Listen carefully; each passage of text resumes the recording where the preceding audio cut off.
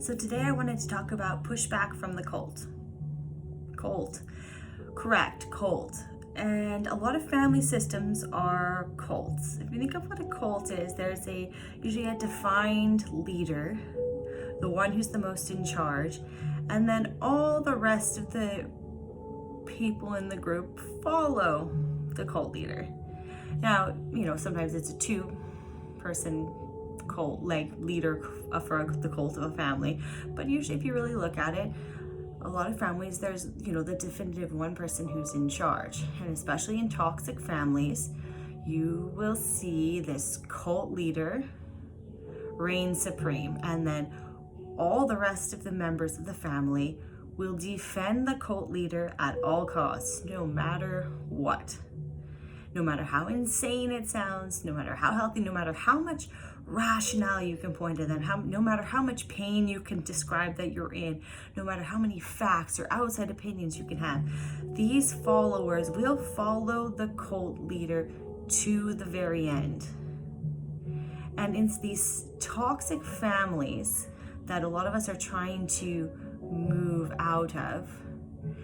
There's a lot of pushback when we go to find healing, because we are now trying to move away from the cult rules, and everyone in the cult or the family, the toxic family, they are trained to defend it at all costs. So when you start saying things like or putting boundaries in place or expressing discontent or sharing your pain, you're seen as a threat. They aren't standing up and being like, wow, that's so great that you're paying attention to your feelings and that you're going to therapy or that you're talking about this stuff. I'm so happy for you. I mean, they might say that on the surface level, but there's this big threat that's going on, because anything that shakes the system, that moves away from those rules, that begins to question it, they are trained to defend it at all costs.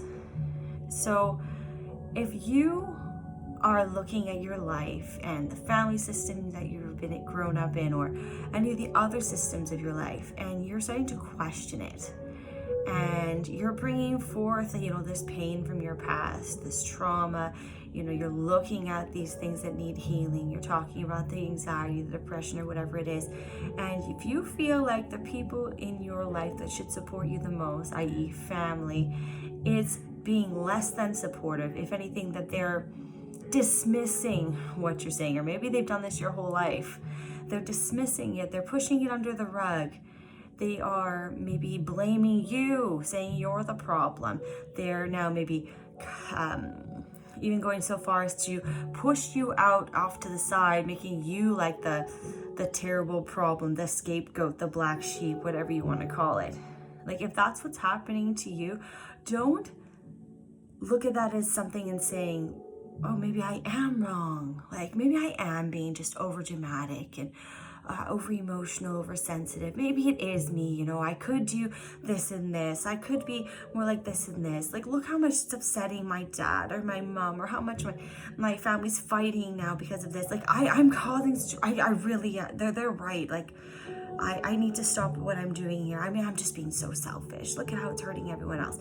If these are feelings that you're feeling, you are most likely in a toxic family or a group surrounded by toxic people, because it is, first off, it is not your responsibility how somebody else reacts for your own healing. If something has caused you pain, or you're struggling in some way, especially if it comes to like your parents, for example, and you feel now that you need to diminish that because you need to, it would hurt my mom so much, or it can't, like, that's not okay. Like, everyone's saying it's not okay that like my dad's so upset now because I said this and this. That is not your responsibility. Somebody else's reaction to you expressing your personal story, your pain, like, that's not on you. And so when you get that pushback, instead of letting it be a discouragement and making you feel like that, like, I need to stop this, let it be an encouragement to you, because it's a strong sign that what you've been experiencing in your life has not been healthy. And the more they push and the more they try to blame you, instead of letting it hit you, like just try to find that place of observation and just really listen to what they're saying. Really listen to the deeper message behind it, and overall, like, listen to yourself. Does this feel right inside? Do I feel safe here? Do I feel supported? Is this how, if I was the mom or dad with this family group around me, and my child came to me and said, my adult child came to me and said, I feel this and this, and I'm struggling with this and this, would you respond the way that your parents or your family members are responding to you? And that's always a good sign that, like, the way that they're acting isn't okay. If you're like, no, I would definitely never treat anyone like that, well, then they shouldn't be treating you like that either. So a lot of times when we go on these healing journeys, it often does involve, like, at least for a period of time, like some separation, some distance from those that we find to have been very toxic, negative, abusive even. It is very hard to heal when you're surrounded by that. Sometimes, you can go back to those situations afterwards once you have reached that healing inside. You know how to put up boundaries in place. You're no longer have that low self-esteem. You're no longer in those like people-pleasing patterns, always doing what everyone else says. You have that confidence, the ability to stand up for yourself, say no, and you come from that place of centeredness.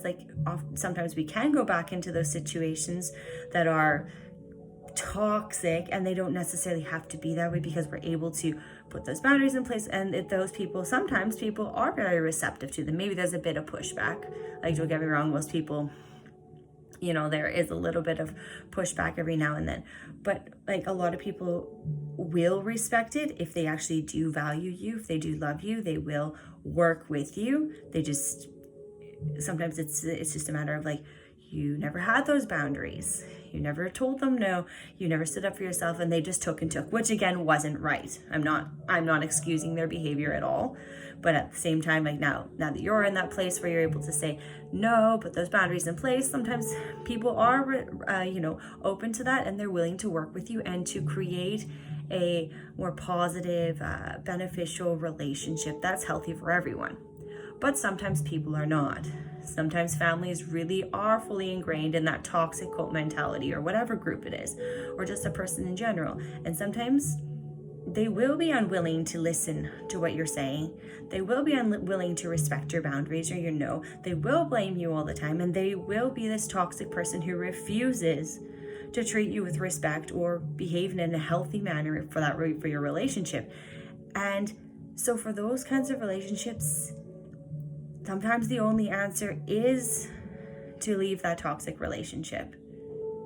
We are not indebted to someone else to be in a relationship to them for the rest of our life because they did X and X, whether it was they bore us as their child, or they did this and this for us when we had a hard time, or whatever it is. We are not indebted to someone for the rest of our life, especially where they get to now treat us like crap because of this good deed or this whatever they did for us in the past, or because it's blood, we're related by blood, now we owe it to. No, that is not an excuse for toxicity, for abuse, for being disrespectful. And so when you have stepped up and you have done that healing and you are now putting those boundaries in place, and if people will not respect that, then it is your choice whether you fall back into those old ways and go back into being that passive doormat who is getting abused and treated like crap, or whether you do rise up and fine, if you don't want to respect my boundaries, that's okay.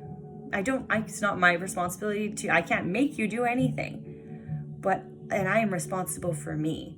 And for me, I choose healthiness. I choose respect. I choose to walk away from that which harms me. And that's your right as an adult, as a human being.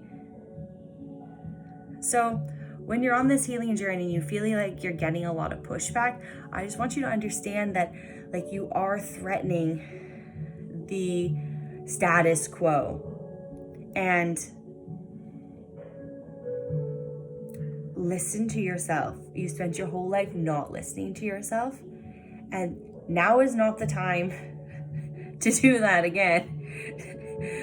We need to listen to that inner voice, that one that's known the whole time that what they were doing was wrong, that it wasn't okay, and we silenced it so much.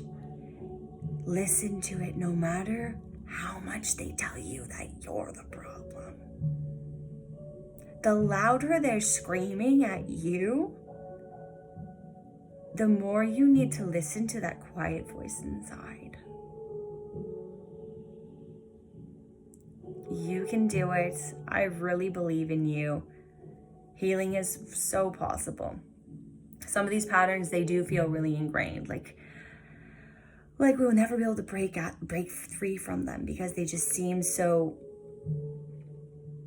the way it's always been. Like, I've always reacted anxiously. I've always had like this hard time in these scenarios. I don't know how to say no. Nobody ever listens to me. Like, it can feel hopeless. It can feel overwhelming. And I 100% get that. But look at what your life would be 5 years from now. Do you want to still be in the place you're at right now, feeling how you're feeling right now 5 years from now? Even a year from now, even 10 days from now, do you want to still feel like this? Do you still want them to treat you like this? And if the answer is no, then are you willing to experience a bit of discomfort right now for the opportunity for 10 days, a year, 5 years from now, for it to look completely different than how it looks right now for you? Feel free to reach out. I am always happy to set up a session with you if you need further support. Much love and light.